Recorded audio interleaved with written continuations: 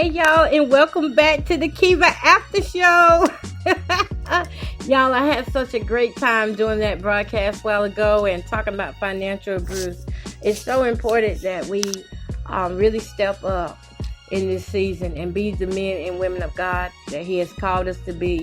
It's so easy to get punked down, watered down spiritually when we're taking in so much crap of the world. And what I mean by that is sometimes we can get around our family and friends and we want to believe that they have our best interests at hand, and we want to overlook the fact that they lie, they cheat, they steal, they do all those things. And sometimes we just got to stand up and be like, hey, I'm not putting up with this. I'm not going to take this, because financial abuse is very serious. It's a very serious crime. Many of the victims are fearful. They're scared that they're going to end up alone, especially our elderly. They fear that they're going to end up alone. Who will take care of me? Am I going to be put in a rest home now, nursing home? You know, there are so many thoughts. You know, maybe that single woman now is like, how am I going to feed my kids? Will we become homeless? It's so much fear out there. And so the real men and women of God have to stand up and let them know that, hey, you don't have to fear the situation. You don't have to be scared to leave somebody or report somebody that is financially abusing you.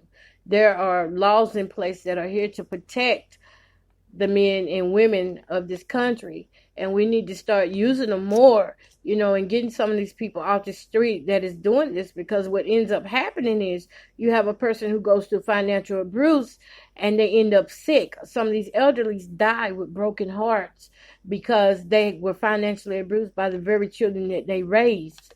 How about by the people that, you know, they thought would never hurt them? Some of these women and men are out here walking around with a tortured mind, thinking that they're mentally ill when it's not mental illness. What it is emotional torture and brain fog from being in that traumatic situation, which can cause shock. It can cause shock.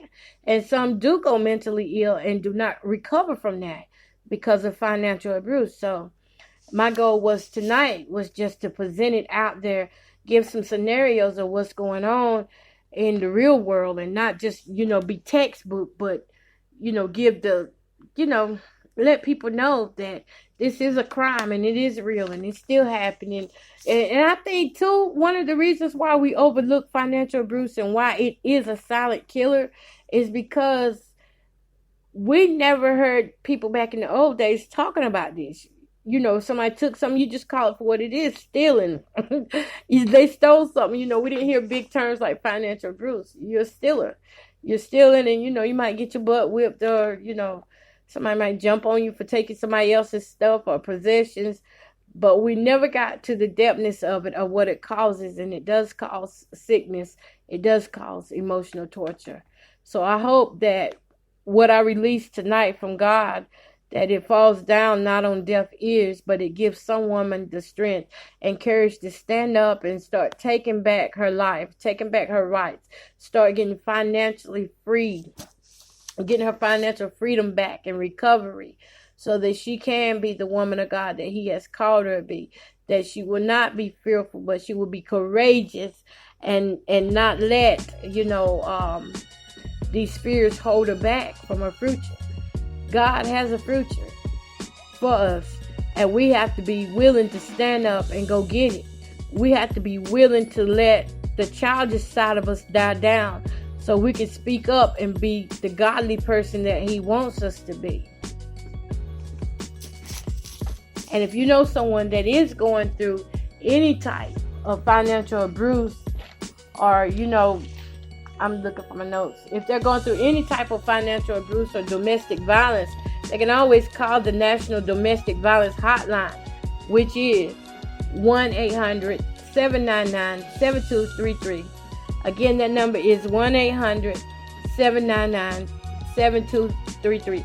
This has been a Kiva After Show podcast with Miss Coco Bowden.